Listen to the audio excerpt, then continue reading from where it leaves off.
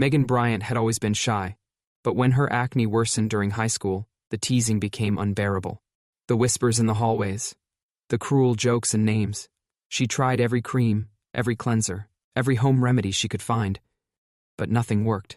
One day, after a particularly vicious prank, Megan left school in tears.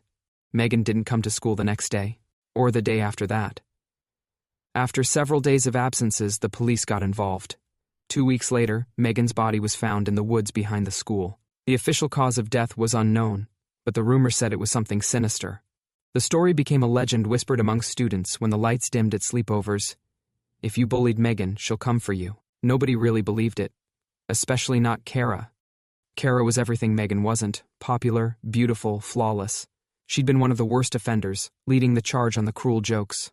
One day at lunch, she placed pepperoni slices on her face, teasing Megan. "Hey Megan, tried your skincare routine. Am I pretty now?" she said. The cafeteria erupted in laughter. That was 3 years ago. Kara didn't think about Megan anymore. At least, not until the day she woke up with a single angry pimple on her chin. Ugh, gross. She groaned, glaring at her reflection in the mirror. By the end of the day, there were 3 more. Kara slathered on concealer, but it didn't help. The blemishes were bright, red, and angry, as if they wanted to be seen. That night, as she washed her face, she thought she saw someone else staring back at her. A girl with hollow eyes and a face covered in oozing sores. Kara screamed and stumbled back, but when she looked again, it was just her own reflection, staring back at her. By morning, her face was worse. The acne had spread across her cheeks and forehead. Her skin felt swollen and tight. No amount of makeup could hide it now. When she tried to pop one, it would burst in a disgusting mess, but the zit would immediately return, bigger this time. And then she heard it. A voice, faint but distinct, whispering from behind her. "Pretty now?" She spun around, heart hammering. Her room was empty. As days passed, her acne would get worse. Zits the size of dimes pressed forth from underneath her skin. Her face was beginning to swell with growing pimples. By the 3rd day, she couldn't leave the house.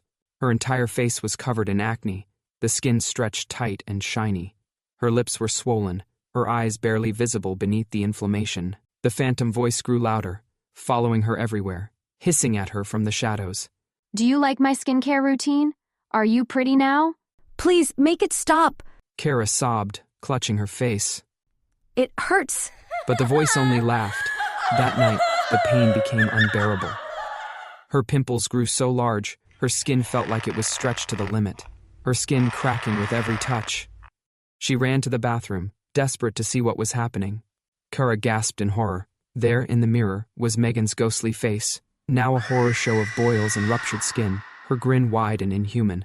Megan whispered. "It's just a zit, Kara. Why don't you just pop it?" Kara screamed.